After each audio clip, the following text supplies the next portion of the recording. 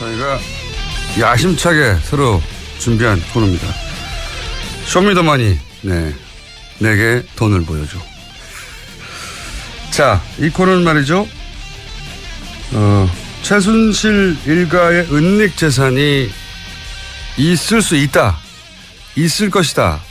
있는 게 거의 틀림없다고 추정된다라는 전제를 갖고 이 재산을 저희가 지속적으로 찾아가는 시간입니다. 이 쇼미더머니 코너에 앞으로 계속 메인 게스트로 나오실 분을 소개해드리겠습니다. 안원구 전 대구지방국세청장님 나오셨습니다. 안녕하십니까? 예, 안녕하세요. 각오를 좀 말씀해 주십시오. 각오. 앞으로 이 코너를 어떻게 운영해 가실 생각이신지, 무엇을 어떻게 하실 생각이신지. 제일 중요한 거는 우리 국민들의 관심이죠. 이 국민들이 도와주셔야만 이 코너가 성공할 수도 있습니다. 그거는 각오가 아니고 당부 이런 거 아닙니까? 본인의 각오. 예. 지금 한 7개월째 하고 있는데요. 저희들이 이미 이 재산을 완전히 모조리 다 찾을 때까지 예. 하여튼 최선을 다해서 모조리다. 모조리 다 하겠습니다. 더 이상 없는 것 같다라고 하는 순간까지. 그렇습니다. 네. 모조리 다 찾겠다는 각오. 이게 이제 그런데 워낙 힘드니까 그죠? 물론 큰 줄거리는 계속 직접 찾아가시겠지만은 제보도 필요하고 그죠? 네. 검찰만으로 이게 될까요? 검찰만으로는 절대 어렵다고 봅니다. 그리고 왜 어렵다고 생각하시는지, 그리고 그렇기 때문에 이제 저희가 이 코너를 마련했거든요. 검찰만으로는 어려울 것이다. 왜 어렵다고 생각하십니까? 검찰은 이제 수사권을 행사하는 과정에서 예. 그 비사실이 있는 사람들한테 조사를 예. 통해서 그렇죠. 조사를 하죠. 그런데 이 부분들은 대부분 금융과 그 기업들이 연결되어 있고요. 그렇죠. 또 금융을 또 은닉하는 게 해외에 또 예. 은닉되어 있기도 하고 해서 검찰은 사실 이런 일을 주로 하는 데가 아니죠. 전문기관이 아니다. 예, 먼저 국세청이라든지 금융감독원이라든지 이런 곳에서 먼저 이거를 찾고 예. 마무리를 하는 것이 검찰이라고 보면 되는 겁니다. 그러니까 검찰이 돈을 다 찾을 것이다라고 생각하고 신경 끄면 안 된다는 거죠. 그렇습니다. 네. 그러니까 이건 사실은 돈을 추적하는 전문가는 따로 있고 그분들도 실제로 공익제보, 현재 교민들 또는 이야기를 들었던 사람들 혹은 뭐 그런 걸 본 적이 있는 사람들의 도움도 절실히 필요하신 거죠. 그렇습니다. 예. 자, 그러면 오늘은 이 시간은 앞으로 어떤 일을, 어떤 부분을, 어떤 재산을 추적하게 될지 큰 틀에서 한번 요약을 해볼 생각입니다. 이런 얘기를 들어보시고 저 분야라면 혹은 저 지역이라면 나도 듣거나 보거나 한 게 있다 하시는 분들은 저희 방송이 또 국제적으로 많은 분들이 듣고 계시기 때문에 방송을 들으신 분들 도움을 절실히 저희가 요청하는 바이고, 자, 최순실 재산은 얼마나 될까요? 이런 얘기를 많이 들어보셨겠지만. 사실 이 최순실 재산이 얼마가 될지에 대한 질문을 많이 받습니다. 그런데 이 질문은 저는 상당히 우문이라고 생각을 합니다. 우문이에요? 예. 지금 현재는 이 찾고 있는 단계고요. 예. 그리고 부동산이라든지 예. 또 금융 형태로 펀드나 기업의 지분 형태로 들어가 있는 경우에는 이 전체적인 평가가 필요하지 않습니까? 예. 그래서 이 평가를 하지 않고 사실 이거 평가가 다 돼 가지고 얼마가 된다고 우리가 확정을 할 수 있으면 이 조사가 더 이상 필요가 없는 상태가 되겠죠. 네. 그런데 대부분 이 부분을 많이 묻는데 이거는 다 확정이 되고 난 뒤에라야 저희들이 말씀드릴 수가 있겠습니다. 모른다고 하시고. 혹시 박근혜 최순실 일가 관련해요. 물론 뭐 합법적이고 정상적인 재산도 당연히 있겠습니다만 우리가 생각하는 이제 불법적으로 축제된 부분 그런 거를 이렇게 조사하시면서 어떤 특징 같은 걸 발견하신 게 있습니까? 공통된 특징은 보면 이분들이 그동안의 재산 형성 과정에서 네. 어떤 특별한 그 직업이라든지 사업이라든지 이런 것을 통해서 재산을 형성한 흔적이 없는데 지금 보니까 흔적이 없다. 지금 나타난 것은 여러 군데서 지금 엄청난 재산들이 형성돼 있다는 것을 저희들이 확인할 수 있었습니다. 그 재산을 도대체 어떻게 만들었냐 이거죠. 그렇죠. 예. 뭐 예를 들어서 그 재벌들 물론 그 과정이 투명하지 않거나 혹은 불법적이거나 권력하고 결탁한 부분이 있지만 아 저런 사업에서 돈을 벌었구나 알 수는 있는데 이 일가의 공통된 특징은 직업이 없다는 거죠. 그렇습니다. 딱히 예. 돈은 많은 것 같다는 거죠. 그러니까 의심을 살 수밖에 없는 거죠. 그렇습니다. 예. 자 그러면 모든 게 그렇듯이 종잣돈이라는 게 있지 않습니까? 그렇죠. 예. 출발이라는 게 있지 않습니까? 이 종잣돈은 어디서부터 시작됐다 이렇게 보십니까? 지금 그 당시에 여러 정황을 가지고 판단해보고 또 주변의 이야기를 들어보면 최초에 이분들이 그 최태민 씨가 은평구에서 새방에서 시작했다고 하지 않습니까? 지독하게 가난했다는 게 그 당시 이야기죠. 가족들의 이야기입니다. 예. 네. 그런데 어느 날 갑자기 엄청나게 좋은 대저택으로 이사를 가고 네. 또 뭐 많은 땅을 가지고 사설 금고에 엄청난 재산이 들어있고 네. 또 빌딩을 소유하게 되고 네. 그래서 이분들이 그 재산은 어딘가 하고 저희들이 계속 추적 중에 있는데요. 특정 시점에 갑자기 이렇게 된 거죠. 예, 네. 그 특정 시점이 구국봉사단을 만드는 그 시점하고 비슷한데요. 그리고 그 해외에 가보니까 해외에서는 이 박정희 정권 자금들 그 네. 프레이저 보고서에 나오는 자금들하고 연계되어 있는 정황들도 많이 드러나고 있습니다. 그렇군요. 그러니까 구국봉사단이라는 것을 최태민 씨가 그 수장으로 활동하기 시작한 시점 그리고 미국의 프레이저 보고서에 박정희 비자금의 실체가 확인된 적이 있는데 예, 저희가 아니라 미국 의회가 조사를 해서 밝힌 보고서죠. 근데 그 비자금과 연결된 흔적들을 해외 조사 과정에서 많이 발견했다. 네. 구체적으로는 앞으로 이제 저희가 여러 편으로 나눠서 할 거기 때문에 예를 들면 뭐 프레이저 보고서 편 따로 네. 다음에 그때 아주 구체적으로 말씀을 드리겠고 지금 현재 국세청이 이 관련 의혹들을 조사를 하기 시작했다고는 하죠. 네, 지금 그 하기 시작했다고는 하는데요.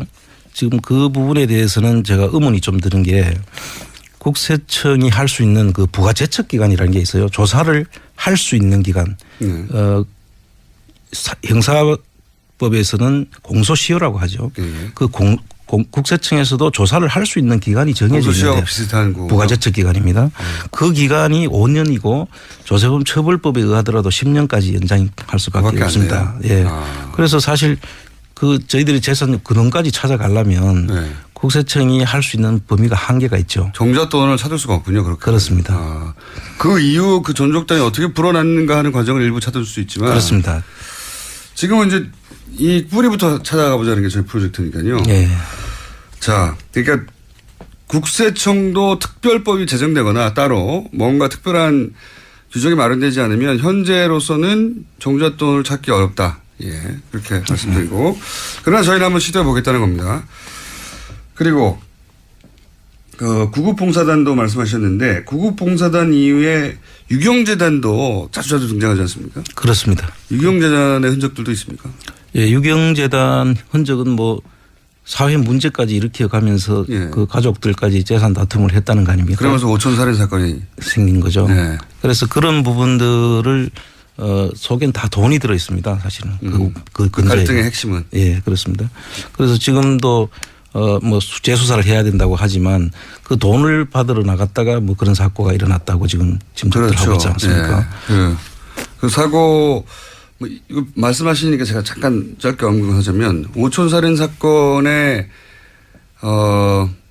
공식적인 발표로는 두 사촌 간의 돈 문제로 이제 그런 일이 벌어졌다는 것이고 제가 뭐 주진우 기자가 오랫동안 취재한 바로는 그게 아니라 어떤 돈을 받으려고 하는 어떤 돈을 받으려고 했던 약속된 과정에서 그 끝에 이런 살인 사건이 일어났다고 저희는 알고 있습니다. 네, 저도 그렇게 듣고 있습니다. 예, 뭐 이건 또 다른 주제니까 엄청나게 큰 주제니까 다른 코너에서 다뤄보기로 하고 그런 말씀을 하신 거죠. 네, 그렇습니다. 결국 돈 때문에 벌어진 일이다.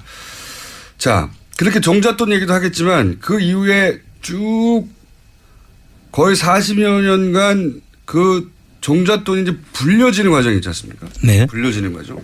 여기서 이제 해외에 각종 페이퍼 컴퍼니들이 등장하고 뭐 독일이 등장하고 하지 않습니까? 그렇습니다.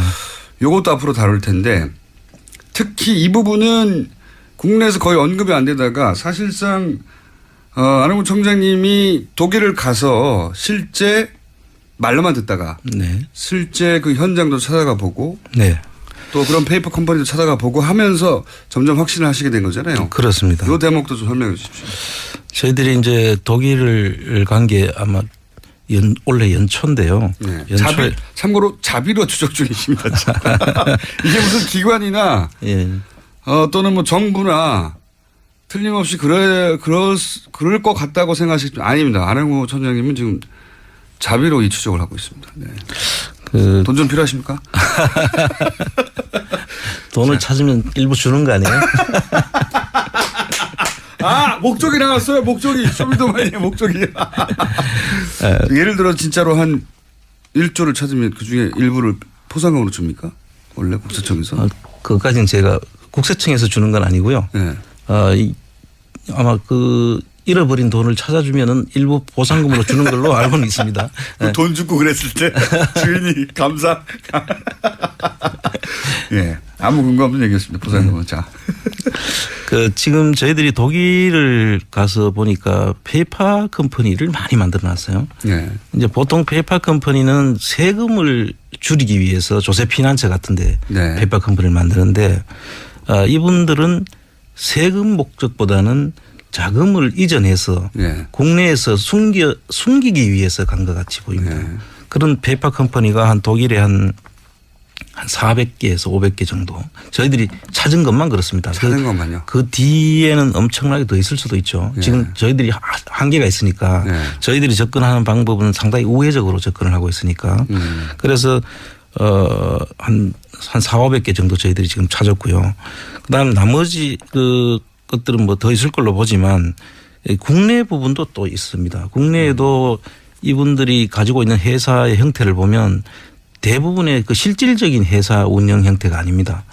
대부분의 뭐 이름을 계속 바꾼다든지 하면서 그 자금을 은닉하는 데 중점을 둔 그런 형태의 기업들이 저희들이 파악한 게 한 50개에서 국내에 50개요? 예, 한 정도 이름이 있습니다.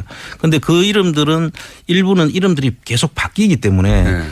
어떤 하나의 기업이 몇 번 이렇게 이름을 거쳐서 세탁되는 경우도 있을 수 있고요. 해외에서 세탁하는 방식과 거의 똑같은 방식으로 국내에서 하는 거군요. 유사한 방식입니다. 그런데 해외는 이제 주로 페이퍼 컴퍼니 속에 부동산을 숨겨놓는 형식인데 이 국내에는 주로 금융장난을 치는 과정에서 만들어지는 경우도 많이 있죠. 금융장난이라고 하면 예를 들면은 뭐 저축은행에서 돈을 그 불법 대출을 받는데 예. 그 회사 이름들이 등장을 하거든요. 그럼 불법 대출을 받고 난 다음에 그 회사는 실패하면 저축은행에서 돈을 빌려준 것은 그냥 그 불법 대출로 해서 형사처벌을 하고 말았는데 그 돈을 빌려간 회사는 없어져 버린 거죠. 돈을 받고. 돈이 사라지는 거죠. 그렇죠. 돈이 사라지는 거죠. 아, 그런 식으로. 예를 들면. 예. 그런데 어쨌든 국내에도 대략 50여 개 정도의 일용 회사가 설립된 거는 추적이 어느 정도 됐다. 네. 대단하네요. 그리고 또 뭐 네덜란드 아주 작은 회사가 최순실 일가의 옷 회사에 2천억 투자하고 이 얘기를 한번 했었습니다. 그렇습니다. 예. 다른 나라도 있다면서요? 뭐 이집트에 어쩌고 하는. 예, 이제 이 페이퍼 컴퍼니를 만들어주는 회사가 있습니다. 그 만드는 걸 중개하는 은행이 있고 네. 또 업자들이네요. 예를 들면 뭐 아주 큰 은행입니다. 예를 들어 UBS 같은 네. 스위스 뭐 유니온뱅크 같은 경우입니다. 굉장히 큰 은행이죠. 예, 그런 은행에서 자금을 숨기려고 가면 네. 이러이러한 과정을 거쳐서 페이퍼 컴퍼니를 만들어 오라고 하는데 그거 어디서 잘 만든다.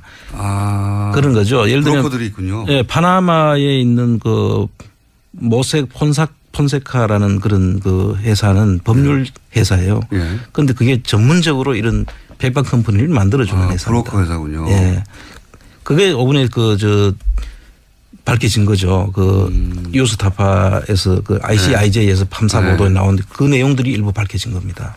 그렇군요. 그러니까 그런 페이퍼 회사를 파나마의 전문 브로커를 통해서 만든 다음에 네.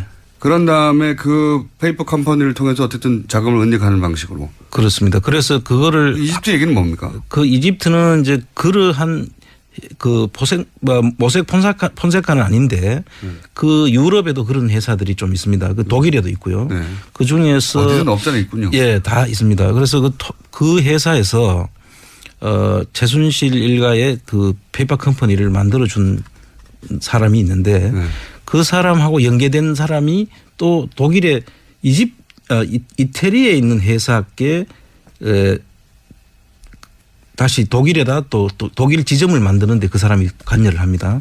그래서 그 관여한 사람을 내용을 보니까 그 이태리에서 돈이 들어와서 700억 정도를 그 이집트에다가 후라이팬 공장을 만든다고 하면서 후라이팬 공장. 이제 투자를 하고 그때 당시에 이집트에서는 그 산업통상부 장관격인 분이 나와서 그 기자회견에 참여도 하고 그러죠. 크게 그림을 그렸네요. 그런데 그 실제로 이집트의 공장이 만든 데는 한 뭐 50억에서 한 5억에서 한 30억 정도 수준이면 충분히 만들 수 있는 금액인데 한 700억이 그쪽으로 투자되는 걸로 그렇게 하면서 제3국을 이용한 자금 세탁 그런 구조가 있을 수 있습니다.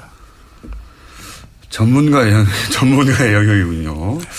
그러니까 5억 10억이면 될 일을 700억을 넣었다고 하고 나머지 그러면 690억 정도는 어디론가. 그렇습니다. 네. 훌륭하네요. 네. 그리고 또 그런 얘기도 잠깐 하신 적이 있어요. 뭐 아예 은행이 뭐 예를 들어 과거 동국공 같은데 네. 은행이 설립된 다음에 그 은행에서 뭔 일을 한 것 같은데 그 은행이 나중에 사라지고 뭐 이런 거. 그 이제 프레이저 보고서가 76년도에 작성이 된 보고서지 않습니까? 네. 1976년도인데 그 이후에 그럼 자금이 어디로 흘러갔을까를 네, 저희들이 네. 이제 추적을 하고 있는 중인데요.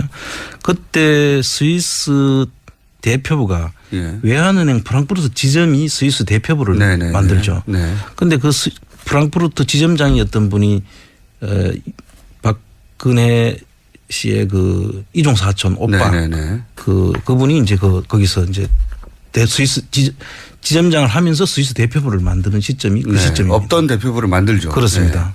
그래서 그 대표부를 만들고 난 뒤에 또 이분이 외환은행장까지 하시고 퇴임을 하는데 퇴임하실 때 없어집니다. 그 대표부가. 본인만 했다는 얘기죠. 네. 그렇게 봐야 되겠죠. 네. 그래서 그 부분들이 2000년경인데요. 2000년경에 그게 없어지는 순간에 그럼 그 다음엔 또 어디로 갔을까. 네. 이제 저희들이 지금 이거는 어디까지나 추정하는 거죠. 예. 네. 그래서 그 부분을 추정하는데 국내 한 대기업의 회사가 헝가리 쪽에 은행을 사는 겁니다. 그 당시에. 은행을 샀다. 그런데 또 그게 2013년경 그 박근혜 정부가 들어서는 시점이죠. 그 시점에 또 그 헝가리의 그 로컬 기업에 팔리는 게 네. 됩니다. 그래서 이런 부분에 대해서 저희들이 공교롭게도 겹쳐지는 부분에 대해서 네. 물론 이것만 가지고 이런 생각을 하는 건 아니고 디테일이 있습니다. 네. 디테일이 있는데 이제 오늘은 큰 틀에서 사례만 말씀하는 거니까 그렇게 은행을 설립했다가 이 자금을 세탁하거나 하는 그런 방식도 쓰인 게 아닌가 하는 추정이 있다는 거고요.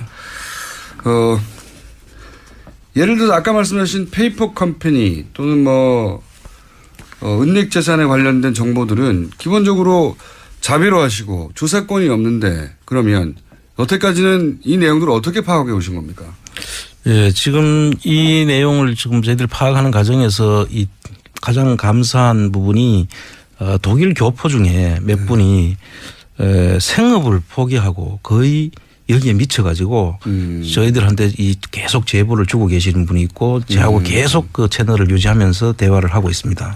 그러니까 역시 그 현재 오래 사신 분들이 그 현지 사정이 가장 밝으니까. 그렇습니다. 그 기업을 설립하는 과정부터 네. 폐업하면은 어떤 결과가 있는지 또 하는 데는 이름들이 어떻게 되는지와 그런 부분들을 다 아는 분들이죠. 독일의 절차를 정확하게 아는 분들이. 그렇죠. 네. 그래서 이런 분들의 헌신적인 도움이 있었고 또 독일에만 있는 그 머니하우스라는 제도가 있습니다. 예. 그 머니하우스 제도를 저희들이 100분 활용을 한 거죠. 제도입니까? 머니하우스라는 것은 기업이 설립이 되면 기업 설립을 해서 등기를 하게 되는데요. 예. 그 등기소하고 연결이 돼 가지고 예. 그 이게 사이트로 만들어져 있습니다. 예. 그 언제 설립을 했고 언제 예. 청산이 되고 그의 주주들은 몇 분이 있고. 우리도 그런 건 있지 않습니까? 등기소. 그런데 저희들이 그 사이트가 없죠. 아, 그 정보를 공개한다. 아예. 네, 아예 공개를 해서 그 사이트에 들어가면 예. 그걸 확인할 수가 있도록 되어 있습니다. 아, 우리처럼 이게 끊어지면 그 추적이 안 되는 게 아니라 독일 사이트에서는 계속 지속적으로 업데이트하기 때문에 확인해서 따라갈 수가 있군요. 그렇습니다. 지금도 무척? 언제 생겼는지 언제 없어졌는지를 다 볼 수 있고. 좋은 제도군요. 예. 그래서 저희들도 이런 제도들은 우리나라도 한번 도입해 볼 필요가 있다. 그러면 기업이 이름을 바꾸거나 세탁을 하거나 주인이 바꾸거나 해도 독일은 아주 쉽게 추적이 예, 가능하다. 추적이 가능합니다. 그 우리나라에는 이런 제도가 없는데 독일에는 최순실 씨가 아마 이걸 몰랐던 것 같아요. 몰랐거나 인터넷이 나오기 전에 시작한 수법이어서 그렇죠. 네, 인터넷이 나오고 난 다음에 그게 아주 쉬워지면서 이게 이제 꼬리가 잡히기 시작하는 거 아닙니까? 그렇습니다. 안 그랬으면 일일이 그거 다 확인해 봤어야 될 거 아닙니까? 저 불가능하죠. 사실상 불가능하죠. 예. 예. 인력으로는. 그렇습니다. 국가 단위에서 몰라도. 그리고 등기부 하나를 띄는데도 돈이 얼마나 듭니까? 불가능하죠. 자비 탐정으로서는 불가능한 일이 인터넷 덕분에. 그리고 이제 또 한 가지 저희가 다룰 부분은 뭐냐면, 이채선이 그러면 정유라로 옮겨지고 있는 거 아니냐. 그렇죠. 이런 의혹들이 또 일부 제기돼서 정유라 씨 돌아오면서. 이제 저희들이 그 최순실 씨와 박근혜 씨 간의 그. 청장님? 예. 목소리를 조금 톤을 높여주세요. 네, 알겠습니다. 청장님의 목소리는 일정해가지고 아무리 내용이 재밌어도 곧 잠들 수 있는. 내용은 저는 재밌거든요. 아주. 예. 목소리를 조금만 올려주시고. 그렇겠습니다. 네, 예. 일부러 억지로 이렇게 해 주십시오. 네. 이 두 분은 최순실 박근혜 씨는 경제 공동체다. 뭐 또 일설에는 나왔죠. 한 몸이다까지 네. 지금 이야기를 짐작하고 있지 않습니까? 그런데 이분들이 그 소생들을 보면 자식들을 보면 박근혜 씨는 자식이 없고 네. 최순실은 정유라가 유일한 자식으로 네, 돼 있죠. 그리고 이 정유라에 대해서 두 분이 들인 공을 보면 대단하죠. 거의 대단하죠. 대단합니다. 자식 단순한 자식으로 보기 어려울 뭐 오히려 누구 자식인지도 모를 정도까지 왜 이렇게까지 하나는 의문들이 많이 다 있죠. 의문들을 가지고 있죠. 사실은 결국 말 사주다가 다 들킨 거잖아요. 그렇죠. 이게. 이 사건도 예. 거기서 출발이 된 거고요. 예.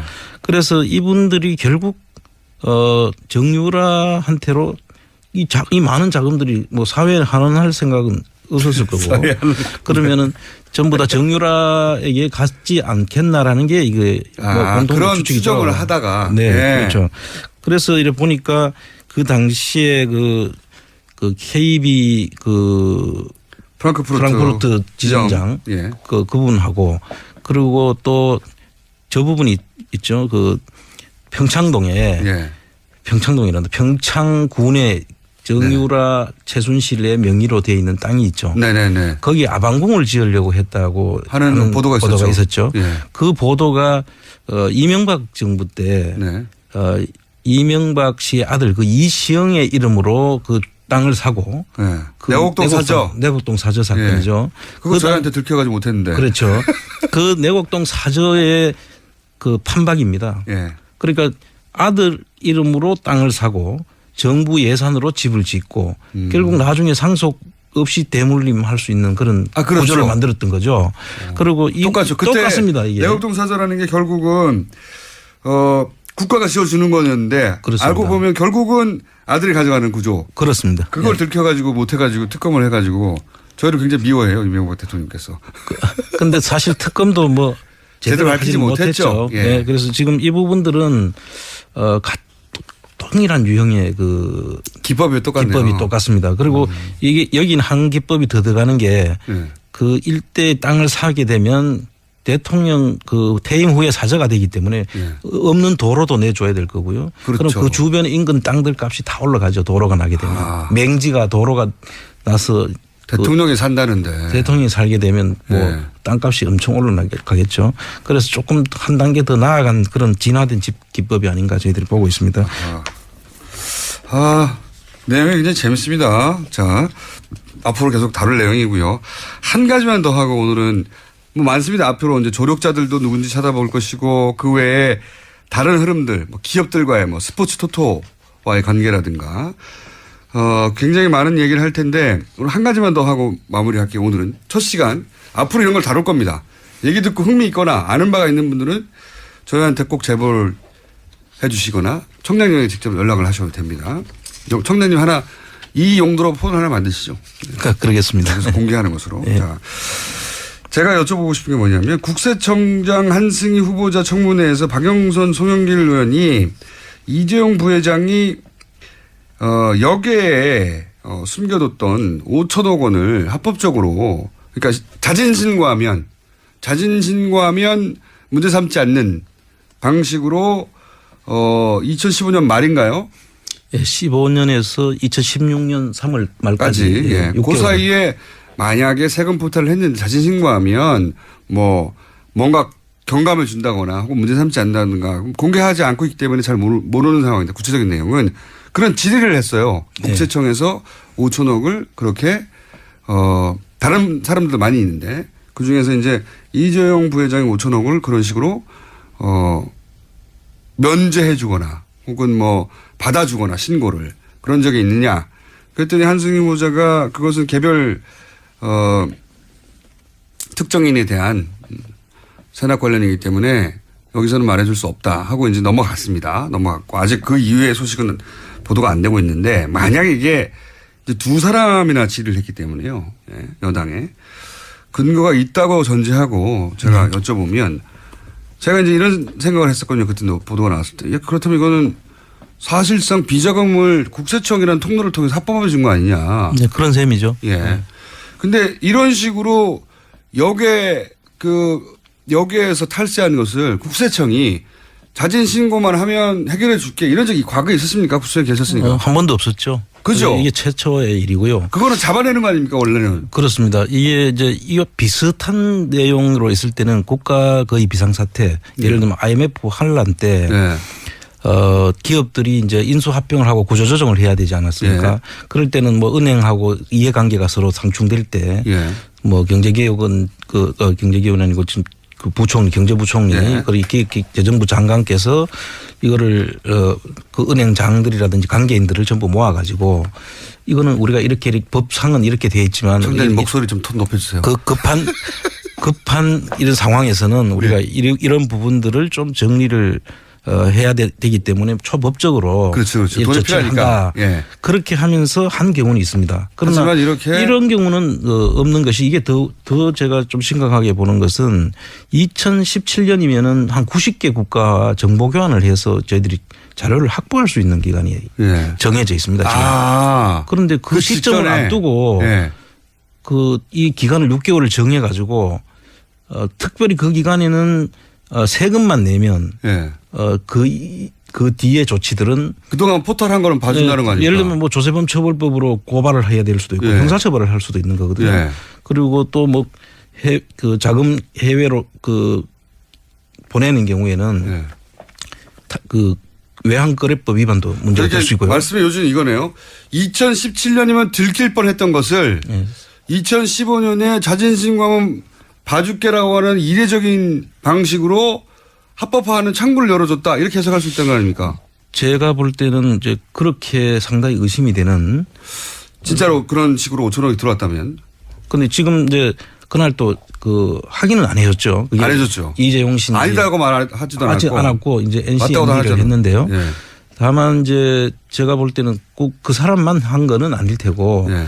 뭔가 그 시간에 뭐 그렇게 쫓겨가면서까지 할 필요가 없다 저는 그렇게 보는 것이고요. 그런데 이제 저희가 이 시간에 언급하는 이유는 뭐냐면 그렇게 이례적으로 국세청이 조세 포탈한 것을 이렇게 봐주는 그런 기간을 만들었다면 혹시 그 기간이 최순실과 그 삼성 간에 이런저런 딜이 오가는 기간인데 혹시 이 딜이 패키지 딜 중에 하나가 아니었을까 하는 의문을 가지는 거죠. 그렇죠. 그때 당시에 미르 재단이 설립이 된 것이 2015년 10월 27일로 제가 기억을 하고 있거든요. 네.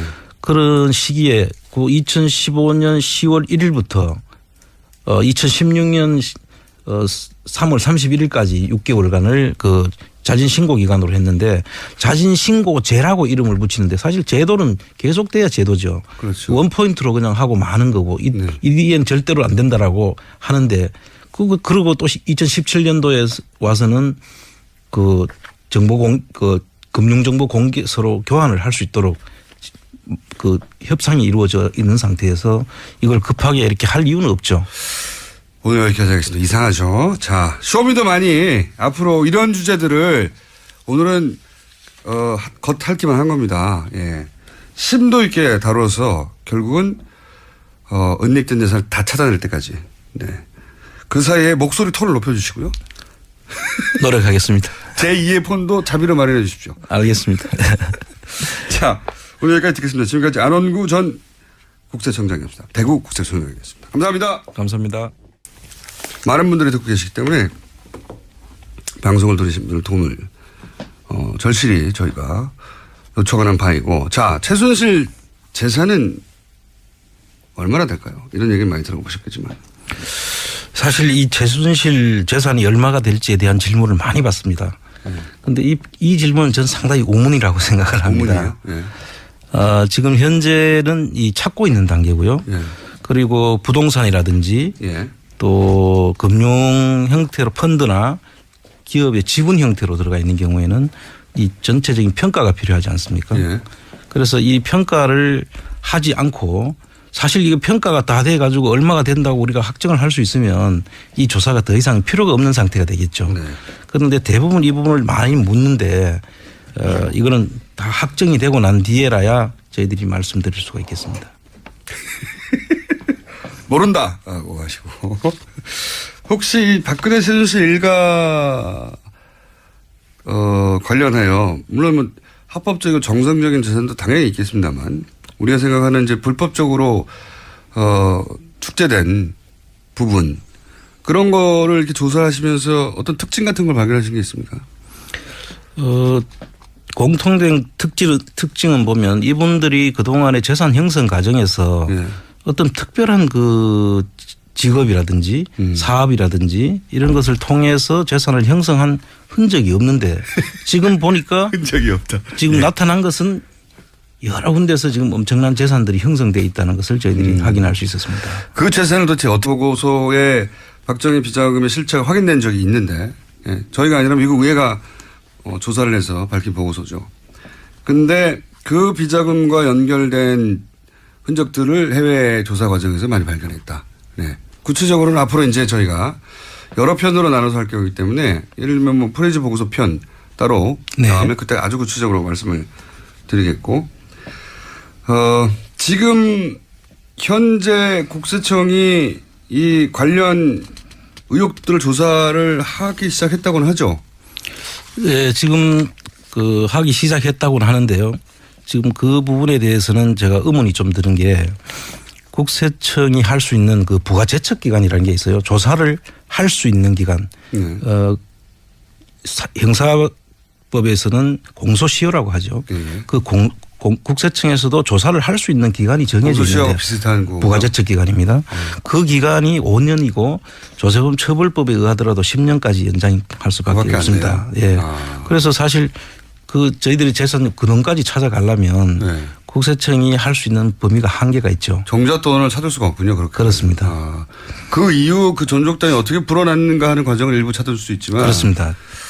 지금은 이제 이 뿌리부터 찾아가 보자는 게 저희 프로젝트니까요. 예. 자, 그러니까 국세청도 특별법이 제정되거나 따로 뭔가 특별한 규정이 마련되지 않으면 현재로서는 종잣돈을 찾기 어렵다. 예, 그렇게 말씀드리고 그러나 저희는 한번 시도해 보겠다는 겁니다. 그리고 그 구급봉사단도 저희가 야심차게 새로 준비한 코너입니다. 쇼미더머니, 네, 내게 돈을 보여줘. 자, 이 코너는 말이죠. 최순실 일가의 은닉 재산이 있을 수 있다, 있을 것이다, 있는 게 거의 틀림없다고 추정된다라는 전제를 갖고 이 재산을 저희가 지속적으로 찾아가는 시간입니다. 이 쇼미더머니 코너에 앞으로 계속 메인 게스트로 나오실 분을 소개해드리겠습니다. 안원구 전 대구지방국세청장님 나오셨습니다. 안녕하십니까? 예, 안녕하세요. 각오를 좀 말씀해 주십시오. 각오. 앞으로 이 코너를 어떻게 운영해 가실 생각이신지, 무엇을 어떻게 하실 생각이신지. 제일 중요한 거는 우리 국민들의 관심이죠. 이 국민들이 도와주셔야만 이 코너가 성공할 수도 있습니다. 그거는 각오가 아니고 당부 이런 거 아닙니까? 본인의 각오. 예. 지금 한 7개월째 하고 있는데요. 저희들이 이미 이 재산을 완전히 모조리 다 찾을 때까지 예. 하여튼 최선을 다해서 모조리다. 모조리다. 더 이상 없는 것 같다라고 하는 순간까지. 그렇습니다. 네. 모조리다 찾겠다는 각오. 이게 이제 그런데 워낙 힘드니까 그죠? 물론 큰 줄거리는 계속 직접 찾아가시겠지만은 제보도 필요하고 그죠? 네. 검찰만으로 이게 될까요? 검찰만으로는 절대 어렵다고 봅니다. 그리고 왜 어렵다고 생각하시는지, 그리고 그렇기 때문에 이제 저희가 이 코너를 마련했거든요. 검찰만으로는 어려울 것이다. 왜 어렵다고 생각하십니까? 검찰은 이제 수사권을 행사하는 과정에서 예. 그 피사실이 있는 사람들한테 조사를 예. 통해서 그렇죠. 조사를 하죠. 그런데 이 부분들은 대부분 금융과 그 기업들이 연결되어 있고요. 그렇죠. 또 금융을 또 은닉하는 게 해외에 또 예. 은닉되기도 하고 해서 검찰은 사실 이런 일을 주로 하는 데가 아니죠. 전문기관이 아니다. 예, 먼저 국세청이라든지 금융감독원이라든지 이런 곳에서 먼저 이거를 찾고 예. 마무리를 하는 것이 검찰이라고 보면 되는 겁니다. 그러니까 검찰이 이 돈을 다 찾을 것이다라고 생각하고 신경 끄면 안 된다는 거죠. 그렇습니다. 네. 그러니까 이건 사실은 돈을 추적하는 전문가는 따로 있고 그분들도 실제로 공익제보, 현재 교민들 또는 이야기를 들었던 사람들 혹은 뭐 그런 걸 본 적이 있는 사람들의 도움도 절실히 필요하신 거죠. 그렇습니다. 예.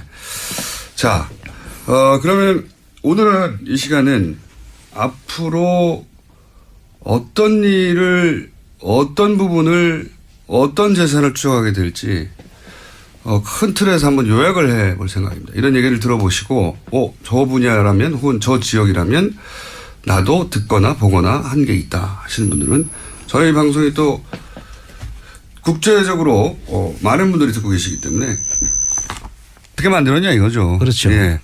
뭐 예를 들어서 그 재벌들, 물론 그 과정이 투명하지 않거나 혹은 불법적이거나 권력하고 결탁한 부분이 있지만 저런 사업에서 돈을 벌었구나 알 수는 있는데 이 일가의 공통된 특징은 직업이 없다는 거죠. 그렇습니다. 딱히. 예. 근데 돈은 많은 것 같다는 거죠. 그러니까 의심을 살 수밖에 없는 거죠. 그렇습니다. 예. 자, 그러면 모든 게 그렇듯이 종잣돈이라는 게 있지 않습니까? 그렇죠. 예. 출발이라는 게 있지 않습니까? 이 종잣돈은 어디서부터 시작됐다 이렇게 보십니까? 지금 그 당시에 여러 정황을 가지고 판단해보고 또 주변의 이야기를 들어보면 최초에 이분들이 그 최태민 씨가 은평구에서 새방에서 시작했다고 하지 않습니까? 지독하게 가난했다는 게 그 당시 이야기죠. 가족들의 이야기입니다. 네. 예. 그런데 어느 날 갑자기 엄청나게 좋은 대저택으로 이사를 가고 또 뭐 많은 땅을 가지고 사설 금고에 엄청난 재산이 들어있고 또 빌딩을 소유하게 되고 네.